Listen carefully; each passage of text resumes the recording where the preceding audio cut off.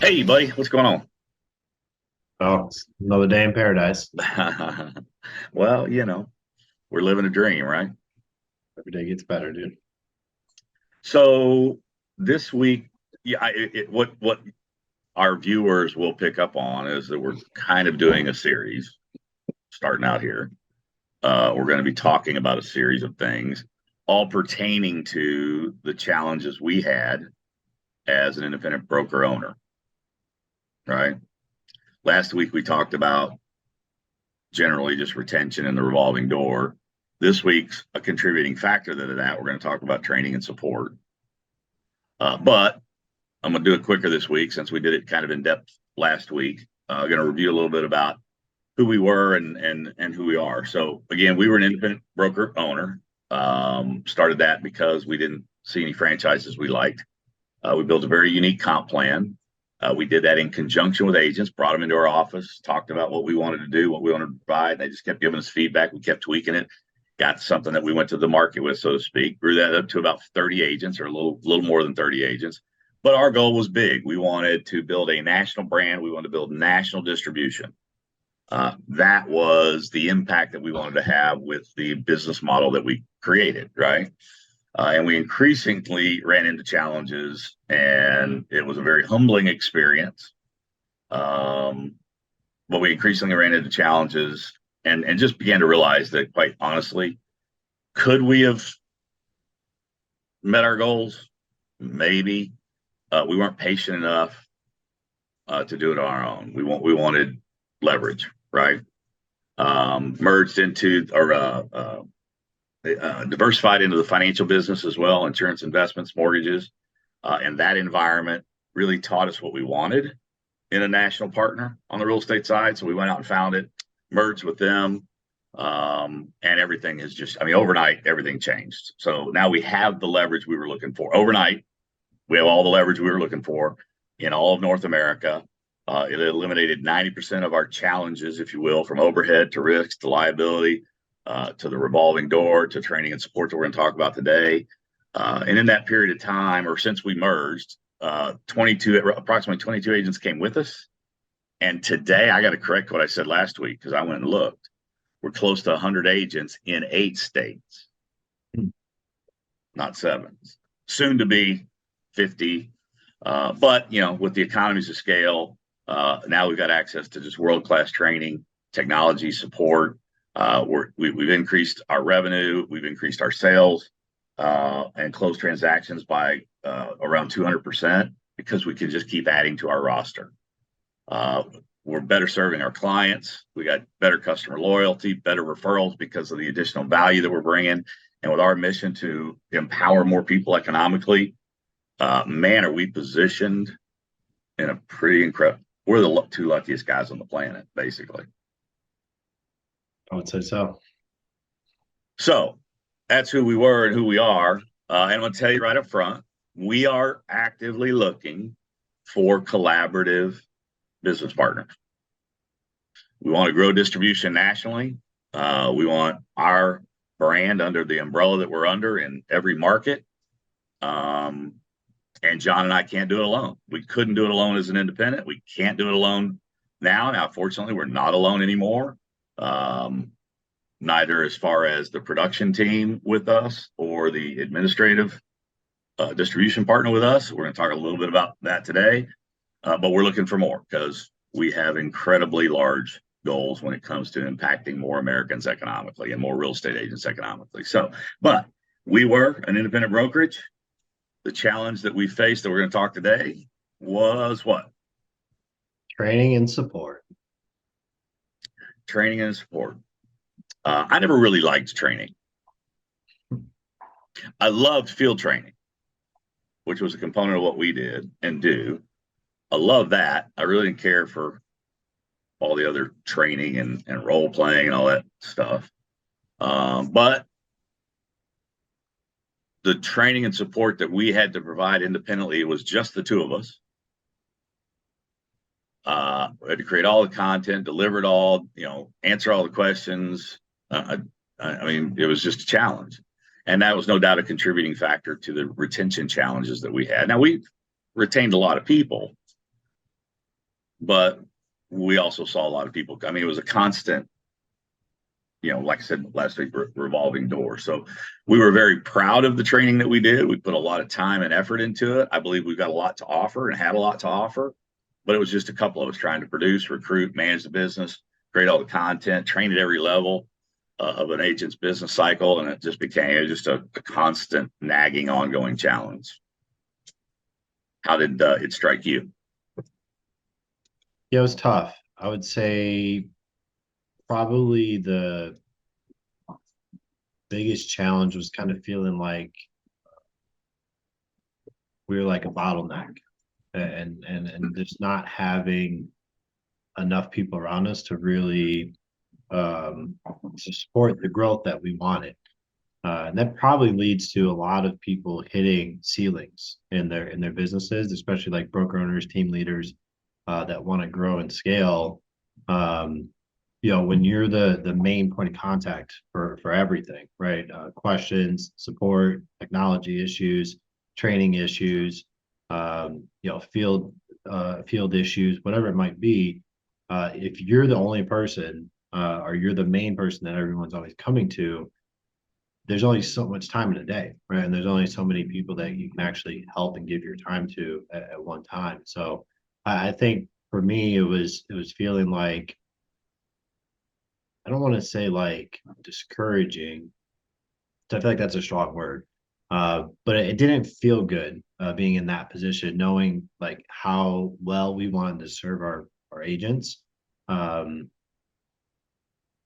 so I guess that's how I would try to summarize this. Like, it didn't feel good being the person that everyone had to come to for everything all the time. Well, and at the same time, what I realized was, when you look at the 80-20 rule or you look at 10x thinking, what you and I need to be spending our time on are the 20% of the activities that are going to be most contributing to our goal, which was national distribution. And the more bogged down, if you will, that we got into training and support, the less time we had to go build our roster. Because that was that building your roster. By the way, independent broker owners and team leaders, building your roster is the control that you have to scaling your business. You cannot make people produce more. You can't train them enough. You can't answer enough questions. You cannot make people produce more. And we provided, we thought, a very healthy variety of topics, different types of training from teaching to role playing. Literally, I mean, again, what I loved were go out in the field with them. If we could have just done that and none of the other, it might have been a different story. But in the end, when you're facing firms with more resources, both capital and human, the perception was they provided a shinier nickel, and perception is reality. Yeah, and I think that is I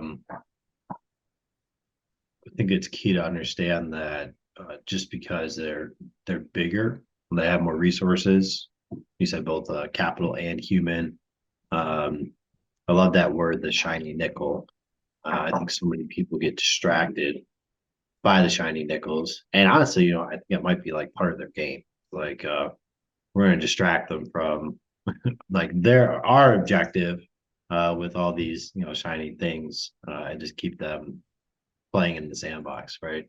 Head down, keep moving forward, get to the next transaction type of thing. Versus, we're very keen and we're very committed to helping agents build businesses.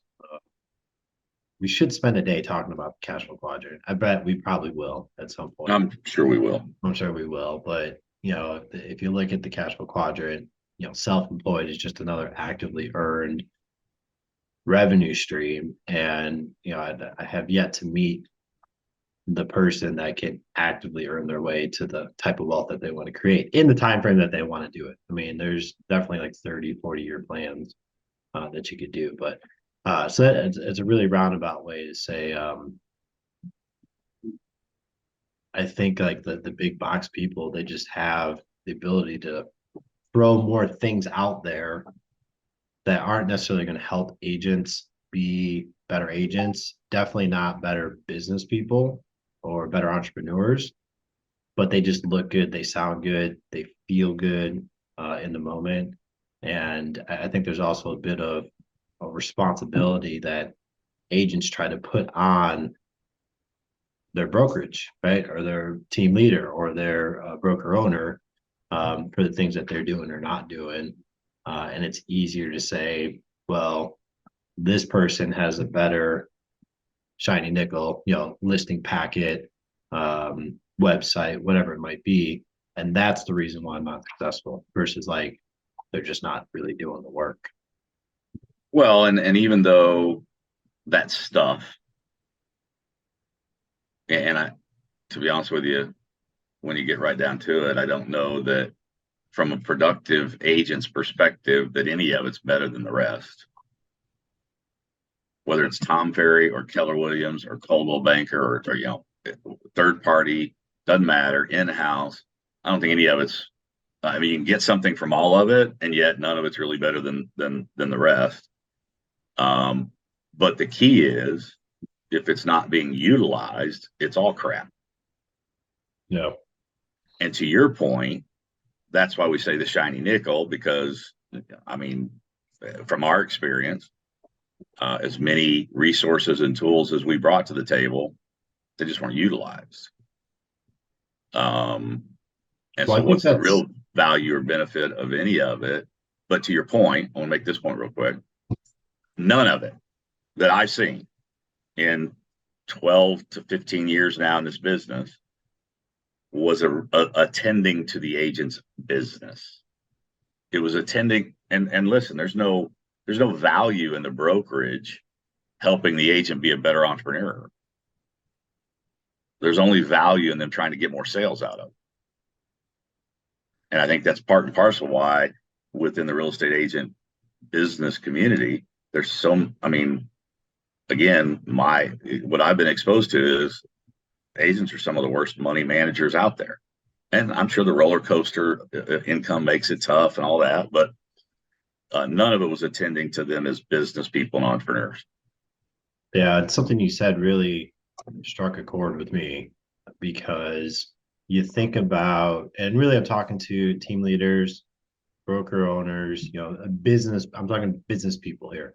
When you invest time, energy, effort, resources into putting together what you believe is like the best tools and the best resources to help people succeed, and then they don't use them, that hurts a little bit, because you're like trying to pour into people. And I think that's as leaders, team leaders and independent, we're leaders in this industry. As leaders, you really want to see other people succeed and you want to invest in them, and you want to give time and energy to them. But when you said that, what popped into my head and the chord it hit was like, I remember investing hours, days, and weeks into creating what we thought were like the best, from both of our minds, and then also all the resources and conversations and the things that we learned, putting all the best that we could in one place, giving it to people. And to your point, you can lead them to the water, but you can't make them drink. We can give them the resources, but we can't make them do the work. And I think giving them all of that, putting all of that into somebody just to have them not do the work, and then on top of it, blame you, blame you for like their lack of initiative or effort, that they're putting into their own business. That sucks. That sucks sometimes. And so who are we talking to? Because I know there's some of you out there that are hearing all this. We're whining. Maybe we just don't think like. Maybe I'm sure there's broker owners and team leaders out there that just love putting all that time and effort into content, delivering it, not seeing it utilized, not seeing their sales grow. The way I said that, I can't imagine there's anybody out there who enjoys that. But they like the independence that they have, and that's enough to just be content with where they're at, and that's fine. May even be the vast majority of you. Who are we talking to? We're talking to those of you that are feeling the way we felt. I mean, we're sharing with you how we felt, and there was it took me a long time. I got a lot of gray hair. I didn't have all this gray hair when I started in business for myself. I have I see them. I see them popping in there though. four gray hairs. Um, and one of the things that I had to learn was I had to let go of people's failures because it wasn't my fault. If they're not going to utilize the tools, if they're not going to do the work, they're going to struggle. And I took that personal. First of all, to your point, I think you said it hurt. Then I got pissed, and none of those were productive. So I had to let go, and I had to focus on what did we want. Now, not to be selfish, but we want to have a big impact. We want to accomplish really big goals. I couldn't contribute to that, getting emotionally bogged down in other people's failure. And so if you're feeling that way, and yet by golly, I was determined to break through and find a way for us to overcome these challenges and grow.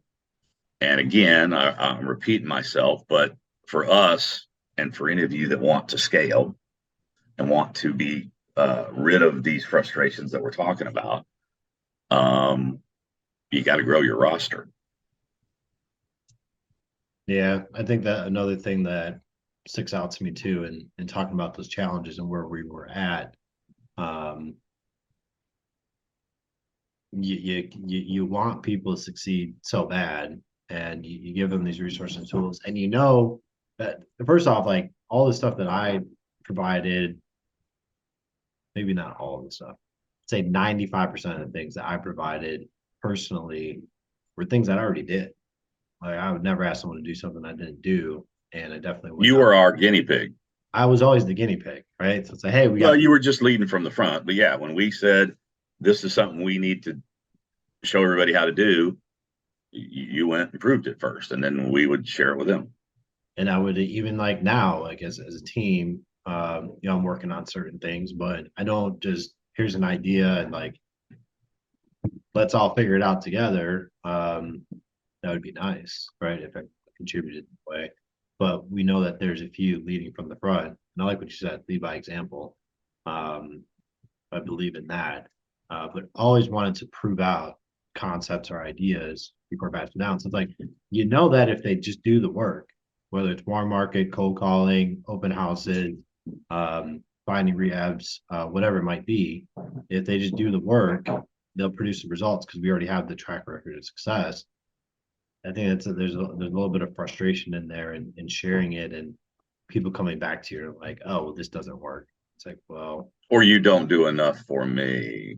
yeah, well, Any of you heard that? You don't do enough for I your know people. I know it works because I already did it, and I gave you the exact systems and scripts to follow to produce the same results.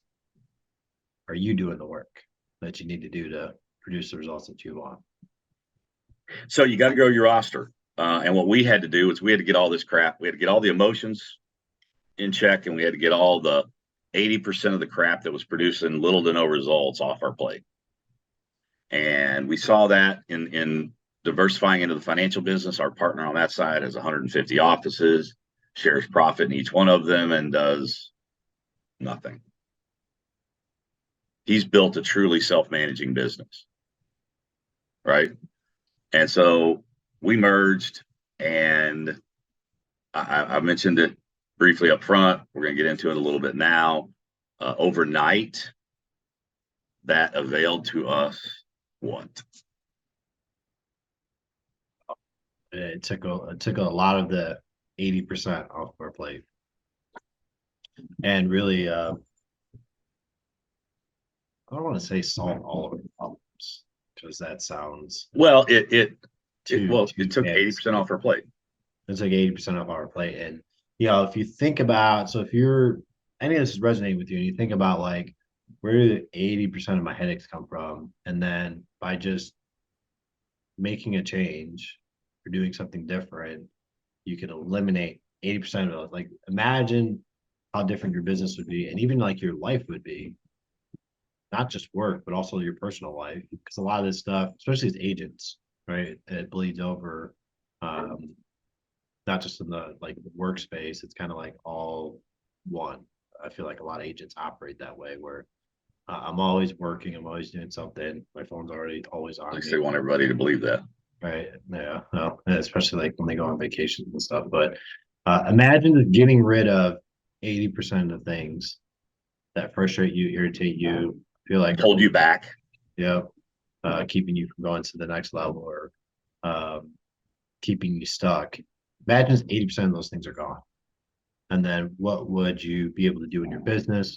What other things could you start allocating time to um, that are important to you and matter to you? And that was really the feeling that we got when we built it. I remember having a conversation with you. It says like it feels like um, there's like a 900-pound gorilla like off of our back, when we finally made that decision and made that jump. And it's just been it continues to get exponentially rewarding. The longer we're here, the more we put into what we're doing. Well, and because we're leveraging now you said it before we started, and I want you haven't gone back to that, but you talked about what an individual or specific challenge, there's a person. Another individual or specific challenge, there's a person. So how's that working compared to it was all us to now? What's that like? Yeah. So and really, it's in line with that 80%. So like, and what Mark means by that is like, no matter what questions they had, we were the ones they came to.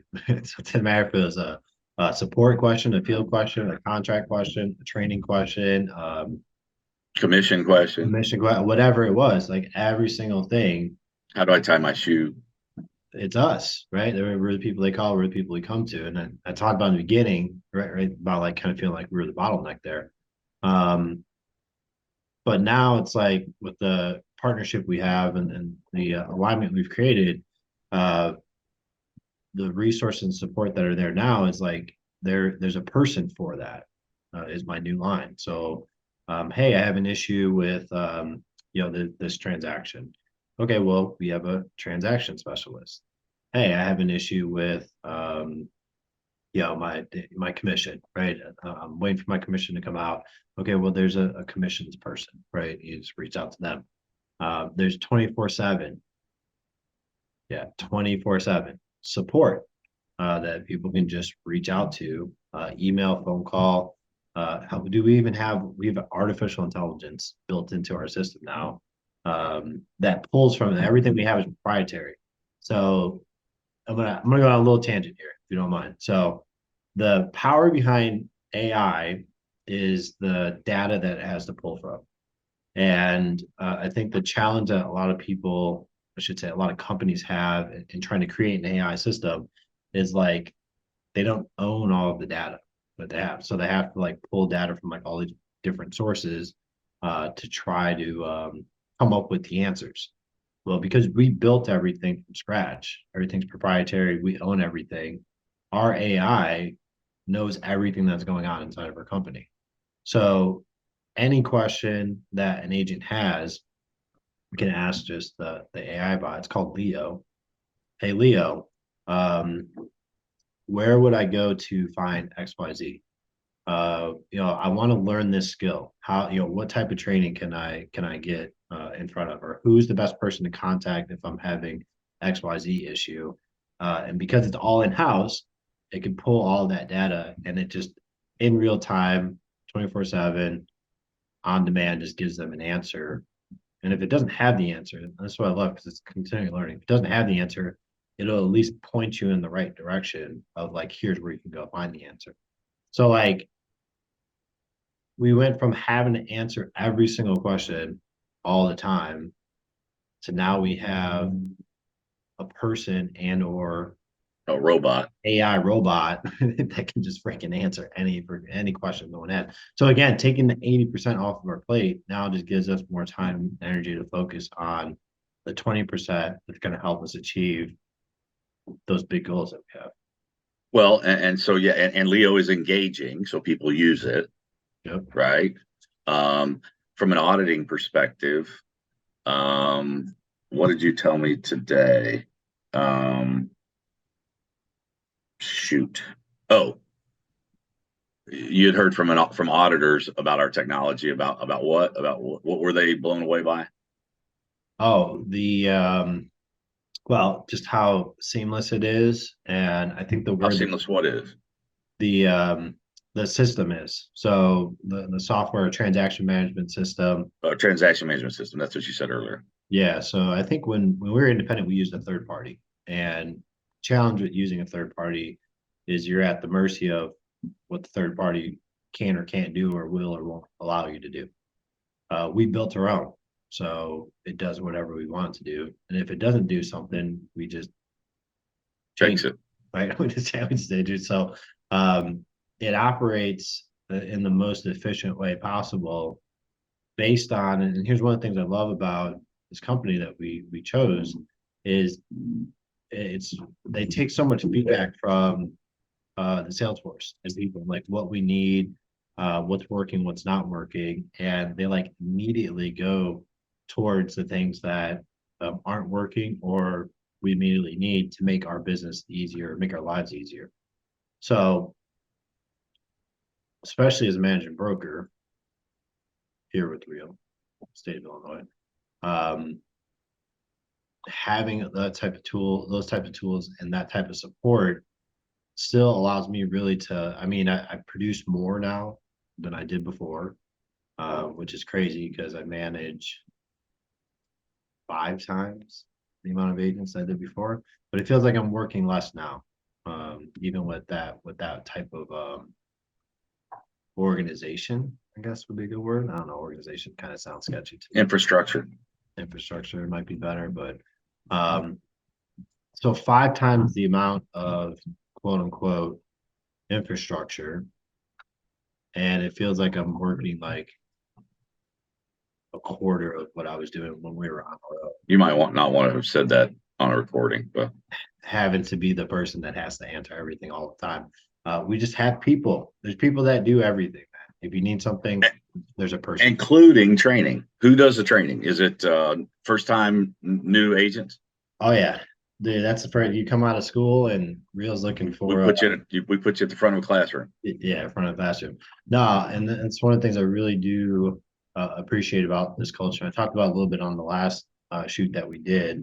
Um, the environment here is just so different than any other environment I've experienced personally. And there might be some out there that are like this, but I haven't experienced them yet personally. But yeah, it's top agents, it's top teams, it's leaders in the industry, both thought leaders and action leaders, people that are actually out there doing stuff, social media experts, open house experts, sales, sellers, buyers, investors, whatever it is, new agents. There's even like a new agent training series. So imagine this.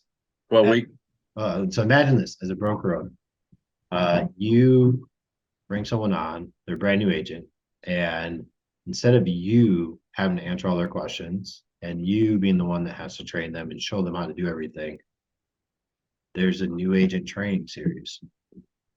12 weeks, 12 hours. well back up. There's a onboarding Well, system yeah, I don't know just to bring them on. And then there's a new agent training in it. the systems and the structure and the resources here just How make many masterminds a day? probably 3 or 4 live masterminds a day. All recorded, all archived.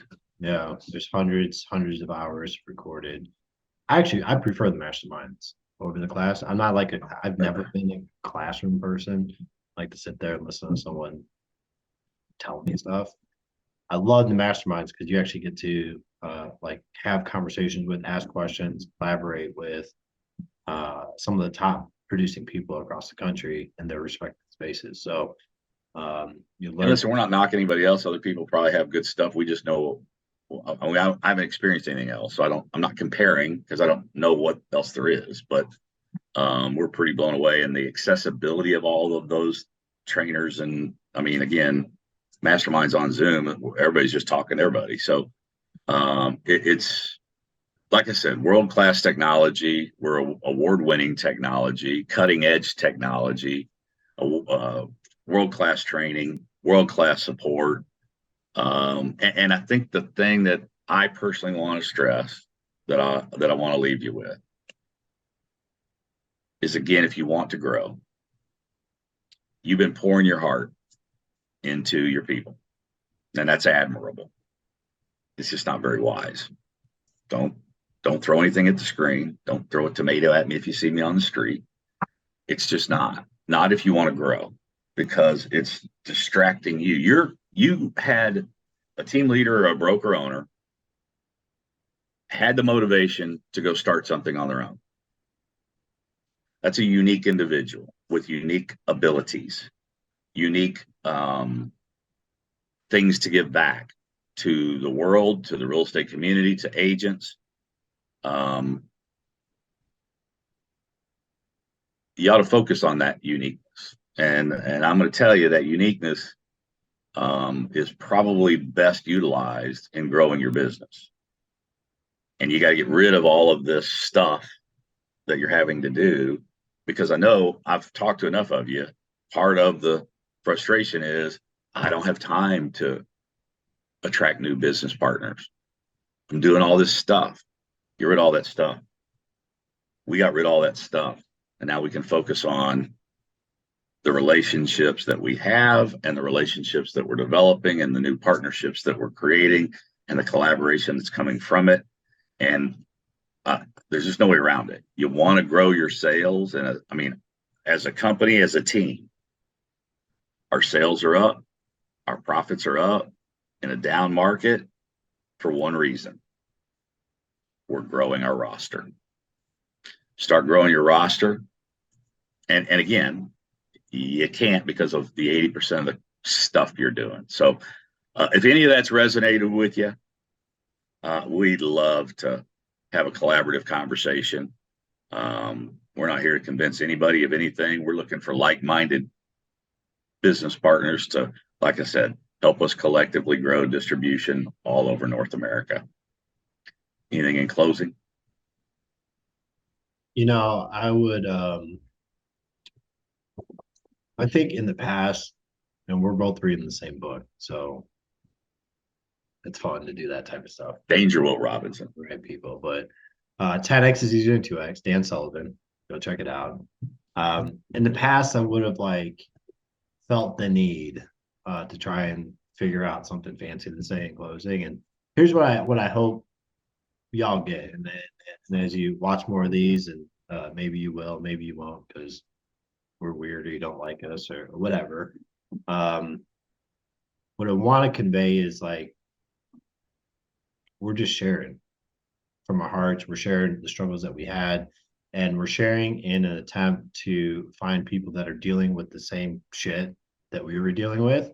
Oh, yeah, no, I cussed on live TV or YouTube or whatever. Looking for people that were dealing with the same stuff that we were and want a solution or want to try to find something better. Because they want to grow. Yeah. And they haven't been able to unlock the secret to that. They've struggled forward the way that we did, and we unlocked the secret. Not because we're smart. Really, it's because we were frustrated. And we're sick and tired of being sick and tired, and we're ready to try something different. And thank God we did. Well, we took on that one, we took a leap of faith. I remember after a couple months in, we were like, did we make the right decision? Because there was a learning curve there. But turned out to be one of the best things that we've ever done. So